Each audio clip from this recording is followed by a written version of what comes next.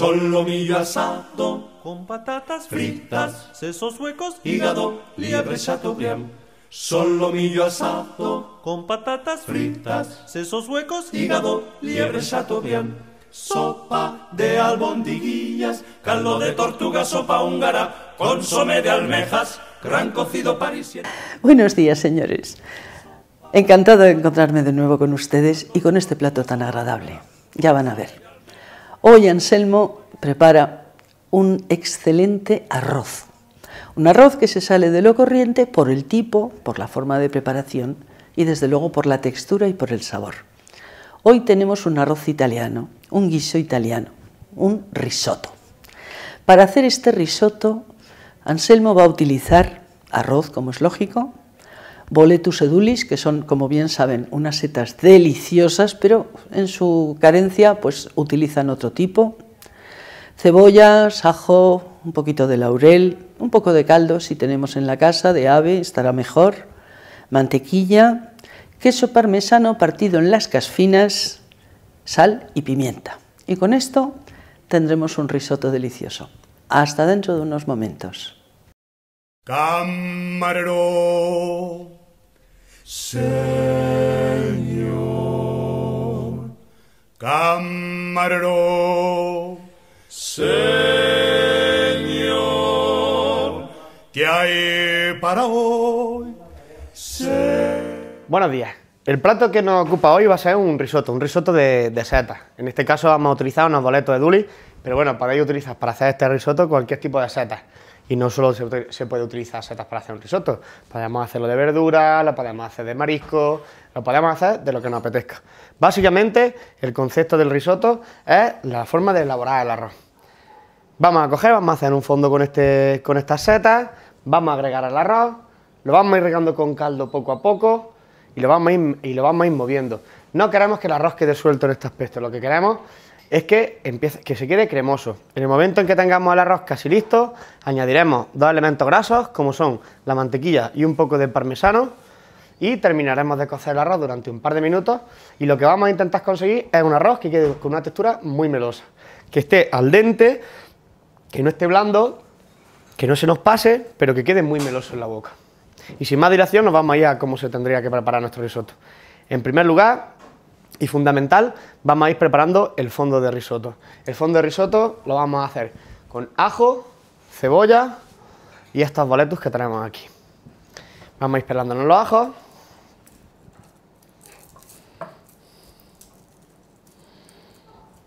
Para la cantidad que vamos a hacer, yo creo que con un diente de ajo nos va a sobrar, y con una cebollita pequeña vamos a hacer una ración.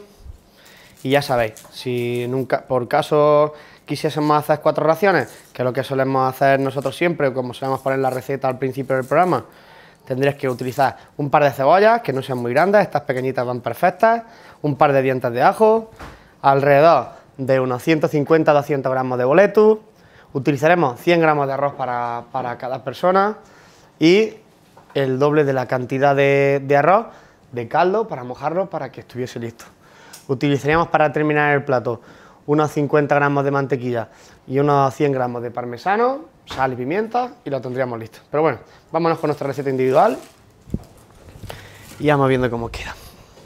Vamos a picar el ajo finamente, haciendo una brunoise pequeñita. Con la ayuda de esta puntilla, la vamos a dejar aquí, aparte, y vamos a proceder igual con la cebolla. Aquí sí es muy importante, por ejemplo, que respetemos el corte de brunoise, porque la cebolla tiene que quedar casi imperceptible dentro de nuestro risotto. Llegamos al final, volcamos con cuidadito de no cortarnos, ¿veis? Y dejamos la cebolla picada en brunoise. Mientras que termino de picar esta cebolla, vamos a ir poniendo un chorrito de aceite en nuestra sartén y vamos a empezar a trabajar el fondo. Y así mientras va cogiendo el aceite de temperatura para tenerlo listo cuando terminemos con nuestra cebolla.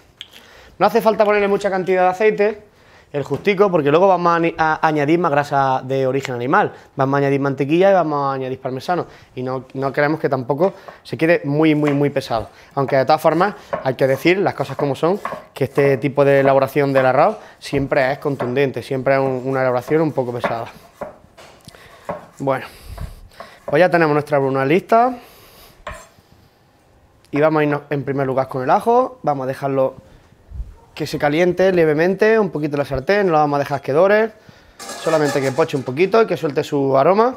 Y siguiente, nos vamos con la cebolla, pero vamos a dejar el ajo un minutito y medio. Un buen menú. Añadimos ahora la cebolla a nuestro sofrito de ajo y dejamos que fondee. Vamos a añadir un poquito de sal que nos permite que suelte el agua la cebolla y el ajo y que se nos poche más rápidamente. Ahí tenemos la sal y a fondear. En este momento es buen momento de poderle añadir un aromático. En este caso vamos a añadir unas pequeñas hojas de laurel. Y mientras tanto, mientras que se va apochando la cebolla, nos vamos a ir con el siguiente paso, que sería el de cortar el boletus. Aquí podemos trabajar como queramos, lo podemos hacer en cortes más grandes, más pequeños. A mí siempre me gusta que se vea que el boletus se aprecie. Lo podemos hacer si nos gusta más pequeñito, o si queréis, hasta incluso podríamos coger los boletus siendo pequeños, cortarlos en cuartos y utilizarlos tal cual. En mi caso nosotros vamos a hacer una mirepoix, vamos a hacer unos dados de casi 1 centímetro, que queden bien visibles, intentando siempre utilizar parte del pie del boletus y del sombrero. ¿Por qué? Porque aunque no lo creáis, los dos tienen un concepto de aromático distinto. Para mí, desde mi punto de vista, en el tema del boletus, el sombrero es más aromático que el pie, pero sin embargo, en el caso de otras setas, como podrían ser por ejemplo el champiñón normal, el pie resulta más aromático que el sombrero. Por eso es interesante utilizar una mezcla de las dos. Bueno, tenemos nuestra cebolla fondeando y vamos a ir añadiendo nuestros boletos.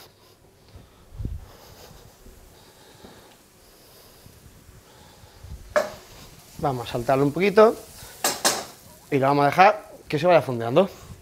Esperamos 6-7 minutos a que estén listas nuestra cebolla y nuestros boletos y seguiremos con el siguiente paso. Asado, con patatas fritas, sesos huecos, hígado, liebre chateaubriand, solomillo asado, con patatas fritas.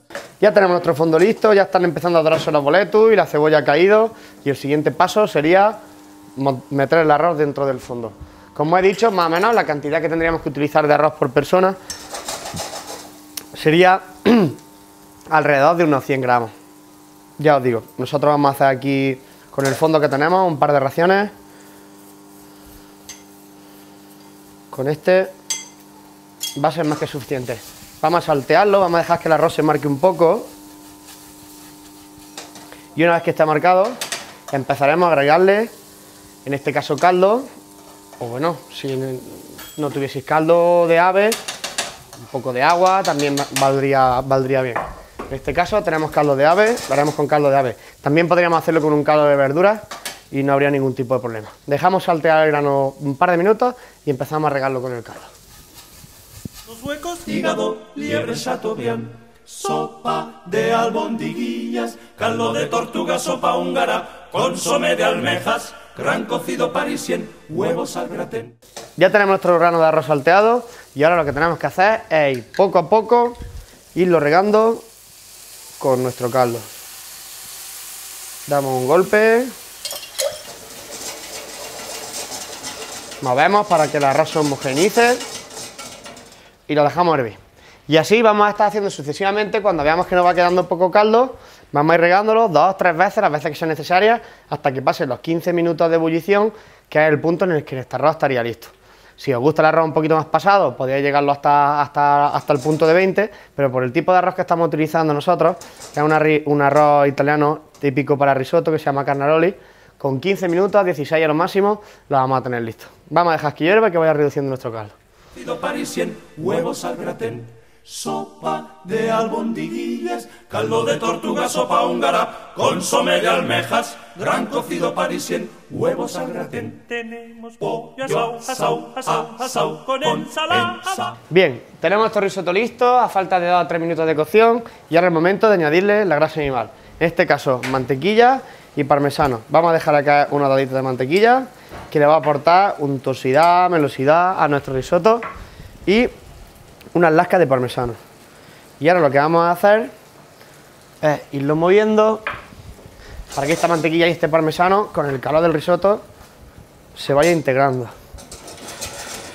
¿Veis? Lo que vamos a conseguir es que con la cocción que hemos dado al arroz, yéndolo regándolo poco a poco, la introducción de la mantequilla y del parmesano, que nos quede un arroz de textura melosa. Melosa, pero tenemos que intentar que no nos quede demasiado pastoso, que no nos quede muy seco, porque entonces este arroz es muy complicado de comer y resultaría muy indigesto. El tema es eso, que funda la mantequilla, que funda el queso. ¿Veis? Lo vamos a presentar aquí encima de la tabla para que lo veáis mejor. ¿Veis? Que quede un arroz de una textura melosa. Un arroz muy aromático porque la aportación del parmesano, sabéis que el queso parmesano tiene un intenso sabor ahumado, y junto con las setas, el laurel, la cebolla, el ajo y la incorporación de la grasa animal también, como en el caso de la mantequilla, dan un resultado buenísimo a la hora de la elaboración de un arroz. Y sin más dilación, lo que vamos a hacer, utilizando este moldecito, es ir emplatando nuestro risotto hecho con boleto de duli, cebolla, ajo, un arroz carnaroli típico de risotto que podemos encontrar ya también en las grandes superficies, un poquito de caldo, mantequilla y parmesano. Una receta súper fácil también, muy bonita. Vamos a decorar con unas lascas de parmesano por encima. Y hemos preparado aquí, en un momentito, un aceite, simplemente aceite de oliva virgen extra, tierra de canela, unos frutos secos, en este caso piñones, y un poquito de perejil. Se lo vamos a dejar caer por aquí, que los piñones también le dan un sabor muy rico. Retiramos nuestro molde y tendríamos nuestro risotto listo para llevarlo a la mesa, comerlo muy caliente, muy aromático. Espinacas, berenjenas fritas, habichuelas, frijoles y tortilla al ron. ¿Han visto? ¿Han visto qué rico? ¿Han visto qué aspecto cremoso toma el risotto cuando se cocina? Eso en parte lo da el arroz y en parte, desde luego, la técnica de cocinarlo. Ya se han fijado, en lugar de echar toda el agua de una vez y esperar a que se seque, a que se evapore, se va echando en distintas veces para que vaya volviéndose un poquito espesito el caldo, un poquito cremoso. Y para añadirle más cremosidad, al final se trabaja un poquito con mantequilla y por último con el queso, con lo cual al fundirse forma esa especie de amalgama que hace que el risotto esté sueltos los granos pero unidos entre sí por esa crema común que los comunica. Una forma diferente de cocinar el arroz a la que nosotros tenemos habitualmente y muy sabrosa. Y desde luego el arroz de setas es siempre muy aromático y muy rico. ¿No tiene carne esto? Claro que no. Estamos en Cuaresma y estamos siguiendo la tradición, que no depende solamente de las creencias religiosas que uno profese, sino de la costumbre acrisolada de siglos de tomar lo mismo. Así que, siguiendo la tradición, tenemos ahora otro plato para completar. Tenemos unas exquisitas torrijas. Para hacerlas, Anselmo ha utilizado pan asentado, leche de vaca, un poquito de leche de coco para aromatizar, vainilla, canela en rama y en polvo también, de ambas, un poquito de cáscara de naranja, huevos, azúcar y naturalmente aceite virgen extra, que no puede faltar en ninguno de nuestros platos, incluidos los postres. A continuación vemos cómo salen estas deliciosas torrijas de Cuaresma con leche de coco.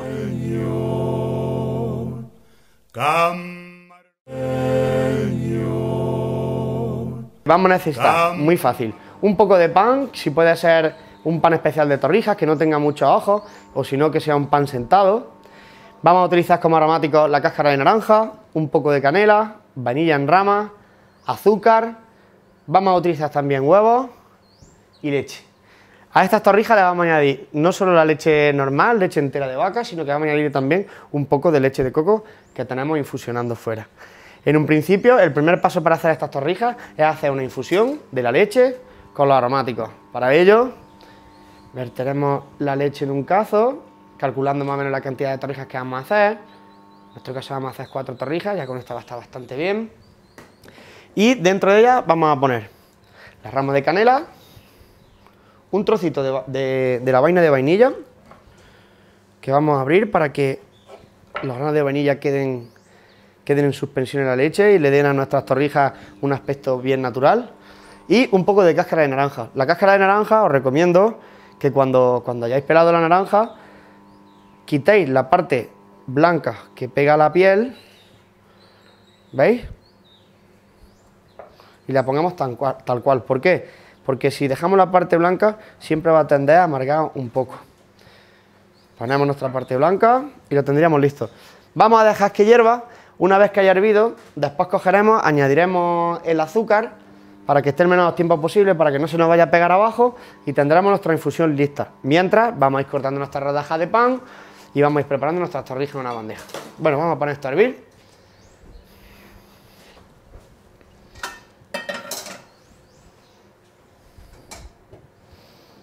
Lo dejamos ahí que hierva y a la vez que hierve, que vaya infusionando los aromáticos. Bueno, para las torrijas vamos a coger una bandejita donde podamos ir poniéndolas y con ayuda de un cuchillo, si queréis, lo que vamos a hacer es perfilarla un poco más para hacer unas torrijas lo más cuadradas posible. De todas formas, lo podríamos hacer, si vosotros queréis, en vez de quitar estos recortitos de pan, los podríamos hacer las torrijas de rebanada entera, las podríamos hacer a la mitad. Hay quien prefiere quitarle la corteza, nosotros las vamos a dejar tal que así, ¿vale? Una cosa que estén bien, que sean unas torrijas de un tamaño más o menos adecuado y que queden interesantes para presentarlas ahora. Vamos a seguir con este pan, vamos a quitar los piquitos y vamos a cortar nuestras rodajas de pan. Ahí está.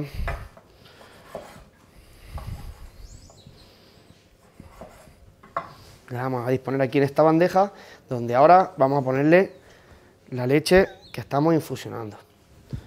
Ya la leche está empezando a calentar. Nosotros aquí no vamos a tener mucho tiempo, vamos a utilizar la leche recién terminada de infusionar. Lo suyo es que si podéis, preparáis la leche como media horita antes, la tengamos ya fuera del fuego, que se tiemple un poco y después utilizarla, porque así vamos a conseguir que la infusión sea durante mucho más tiempo y la leche queda mucho más aromatizada. Pero bueno, nosotros para hacer el símil ya nos va a valer. Vamos a coger nuestro azúcar y vamos a poner una cantidad de azúcar en la leche, más o menos calculados que si estuviésemos haciendo 1 litro de leche para infusión, alrededor de unos 250 gramos de azúcar. A partir de ahí sería cuestión de dividir si vamos a hacer menos o multiplicar si vamos a hacer más. No es interesante que las torrijas queden totalmente dulces solamente con la infusión, porque luego ya sabéis que una vez que estén pasadas por huevo y fritas, le vamos a poner un poquito más de azúcar, de canela si nos apetece, y van a coger un punto más de dulzor, así que tampoco vamos a ser muy radicales a la hora de poner el azúcar. Dejamos que infusione 5 minutos en nuestra leche y pasamos al siguiente paso. Huevos al gratén, tenemos pollo asau, con ensalada, buen menú, señor, tenemos pollo asau. Una vez que se ha realizado ya la infusión de la canela con los cítricos y la vainilla, vamos a incorporar a nuestra leche un poquito de leche de coco, como he dicho antes, que le va a dar un punto diferente y que es muy importante ponerla en el último momento, cuando ya le quede poco tiempo que está en el fuego, porque si no se volatilizan los aromas de la leche de coco y luego no se va a notar tanto. Vamos a poner un poco de leche de coco. La leche de coco ya la podéis encontrar casi en todas las grandes superficies, la venden en pequeñas latas. Y vaya, que antes era más complicada de conseguir por aquí, pero ahora no hay mayores problemas. Bueno, pues ya tendríamos nuestra infusión lista. Como he dicho antes, lo suyo es que la dejásemos reposar durante 10-15 minutos y estaría perfecta, pero bueno, nosotros como el tiempo apremia, lo vamos a ir haciendo así. En este momento podríamos extraer, si quisiésemos, los aromáticos, la canela, los cítricos, y a ver si se deja encontrar la rama de vainilla. Por aquí está. Vamos a irla dejando caer y ahora cuando quede menos la cogemos. Y vamos empapando nuestras torrijas.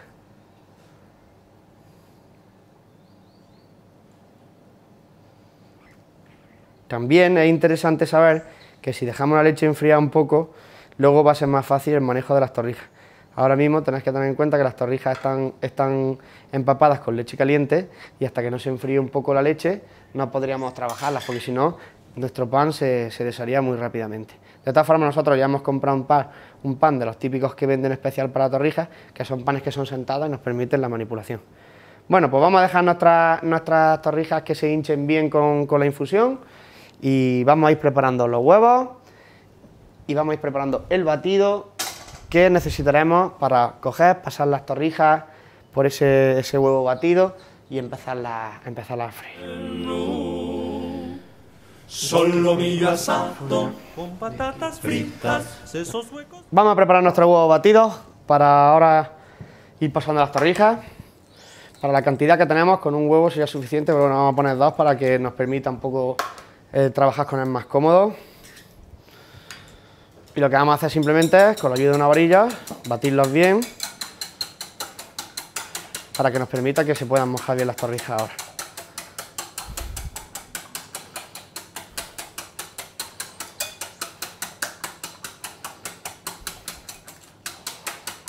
Que queden bien batidos, bien sueltos.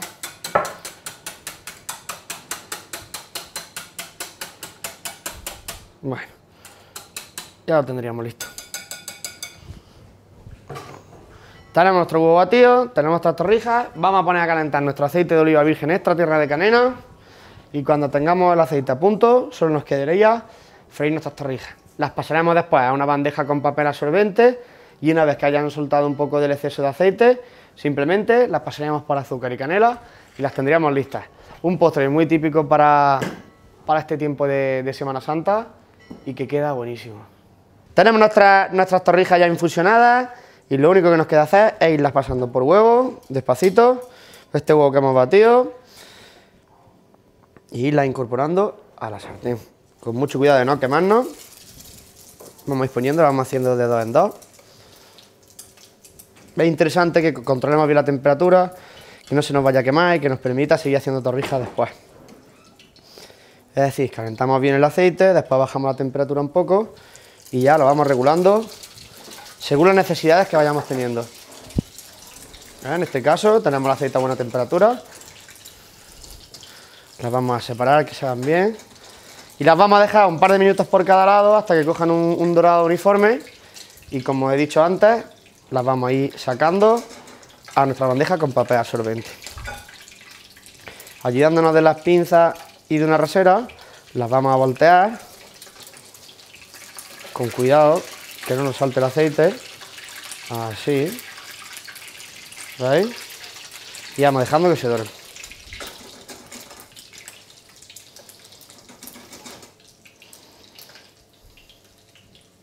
Otro par de minutos por esta cara y tendríamos lista nuestra primera tirada de torrijas. Mientras, vamos a ir empapando otro par de ellas en el huevo. Sesos huecos, hígado, liebre, chateaubriand, solomillo asado con patatas fritas, sesos huecos, hígado, liebre, chateaubriand, sopa de albondiguillas, caldo de tortuga, sopa húngara, consomé de almejas, gran cocido parisien, huevos al gratén. Sopa de albondiguillas, caldo de tortuga, sopa húngara, consomé de almejas, gran cocido parisien, huevos al gratén. Tenemos pollo asau con ensalada, buen menú, señor. Y otro por aquí, con cuidado que ya os digo que el pan está súper blando porque está muy empapado en la leche. 2 minutos igual que antes por cada sitio, por cada lado de la torrija y las tendremos listas. Yo creo que con estas 4 nos va a valer para poder emplatarlas. Atún, besugo, almejas, truchas, sábalo, langos, al América, y faisán relleno, pavo, asau,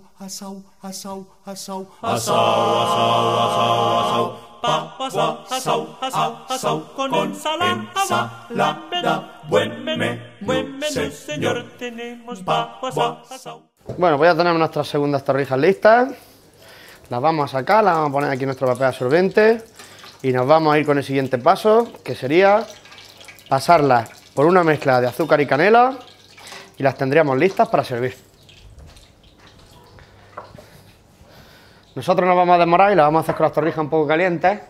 Si no queréis tener pequeños problemas en la yema de vuestros dedos, si os esperáis un poco no pasa nada. Pero bueno, nosotros ya estamos acostumbrados aquí. Damos una vueltecita, las pasamos por esta mezcla de azúcar y canela, que se empapen bien, quitamos el exceso, y las vamos colocando aquí en nuestro platillo. Unas torrijas que ya os digo, es un postre muy fácil de hacer, que nos sirve para aprovechar todo el pan duro que tengamos en casa, que ya siempre aquí estamos acostumbrados a emplearlo en migas, pero bueno, también se puede utilizar para cocina dulce. Y nada, fácil de hacer, muy económico, puesto que además de aprovechar el pan, los otros son los ingredientes que siempre solemos tener en casa, aquí con salvedad de la vainilla, que es un poquito más cara, pero que no obligatoriamente tendremos que utilizar la vainilla si no queremos. Solamente con la cáscara de naranja y de limón ya estaría perfecto. Y tendríamos un postre muy rico para Semana Santa, que es súper nutritivo, que a los críos les gusta un montón y ya os digo, súper económico. Asau, asau, asau, Asau, con ensalada. Vaya ricas que están esas torrijas. Además, podemos hacerlas de la presentación que nos guste. Han visto que Anselmo ha cortado unos rectángulos perfectos, pero se pueden cortar triángulos con un cortapastas, discos, incluso con un cortapastas de estrella, estrellitas, para que tengan una forma diversa. En cualquier caso, están deliciosas así. Y desde luego, si no encuentran leche de coco a mano, que ahora no es difícil porque hay supermercados que tienen todo tipo de productos, pero bueno, acuérdense que los dulces de coco se hacen con coco rallado, de manera que si echamos coco rallado a la leche en infusión, también la aromatizará muchísimo. En cualquier caso, es un postre tradicional, económico y además muy nutritivo, porque los jóvenes no tanto, pero los que ya tenemos una porción de canas, pues tienen que recordar que en nuestra infancia, durante la Cuaresma, se observaban el ayuno y la abstinencia. Había una gastronomía penitencial, precisamente como preparación a la gran fiesta de la Pascua que sucedía a la Semana Santa. Y entonces, para los días santos, de Jueves Santo, de Viernes Santo, del antiguo Sábado de Gloria, hoy se llama Santo también, pues incluso no se cocinaba y se preparaban guisos, los bacalaos, algunos adobos de pescado, los escabeches y postres dulces, y entre ellos las torrijas eran las reinas, rociadas con un poquito de anís, con un poquito de vino dulce, en algunos casos con miel, pero siempre las torrijas estaban presentes en los platos cuaresmales. Cabe recordar que la Cuaresma son 40 días de preparación a la Pascua y durante ese tiempo antiguamente se representaba la Cuaresma como una anciana muy delgada, muy viejecita, vestida de negro, que llevaba en una mano una calabaza y en la otra un bacalao seco. Y tenía 7 patitas que correspondían a las 7 semanas que duraba más o menos, grosso modo, la Cuaresma. En ese tiempo la carne no era bien vista en las mesas católicas y entonces, para compensar esa carencia, la inventiva hizo que los pescados tuvieran montones de recetas diferentes, todas ellas deliciosas y que han pasado a formar parte del recetario típico español. Pero sobre todas ellas, precisamente, el bacalao, por la sencilla razón de que era un pescado que aguantaba perfectamente durante mucho tiempo su conservación gracias a la sal y naturalmente, estando salado, no teníamos que recurrir a si era día de mercado, si era día que venía el pescadero, si era día de fiesta o no. Se podía tener en la despensa perfectamente guardado, como se puede guardar un jamón, y en cualquier momento echar mano de ello para elaborar un plato riquísimo. Los soldaditos de pavía del otro día, el bacalao a la baezana, pero hay montones de guisos que se hacen con él y que dan lugar a una gastronomía, digamos, cuaresmal y penitencial, fundamentalmente basada en el bacalao seco, en los pescados en escabeche y en los dulces, concretamente los de sartén. Son muy habituales. Bien, y para hoy he traído un libro distinto. El otro día tuvimos un libro sobre el bacalao y toda su cocina y su historia, y hoy les traigo un libro diferente. Se titula, como bien ven, De la olla al mole. Y es un libro del desaparecido Xavier Domingo, que los que son algo más entrados en edad recordarán, periodista brillantísimo de Cambio 16 en su momento y del País posteriormente, que hizo unas crónicas gastronómicas mundiales extraordinarias.